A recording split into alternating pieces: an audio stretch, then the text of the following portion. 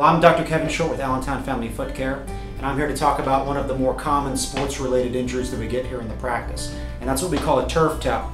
Now, a turf toe typically deals with the big toe itself, and it has to do with either hyperextending or bending the big toe up, or hyperflexion or bending the big toe down where the big toe gets caught underneath the actual foot itself. Now, in this injury, most commonly patients don't have a broken bone. It does happen sometimes, and an x-ray will rule that out.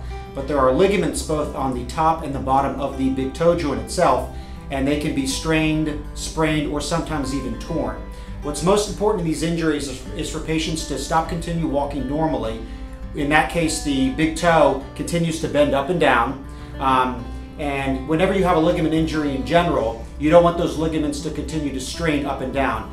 So when patients come into the office, like I said before, we typically do an x-ray. We rule out the fact that there is a fracture. And then I most commonly put patients in what's called a surgical shoe, which has a sturdy platform which immobilizes the big toe joint itself.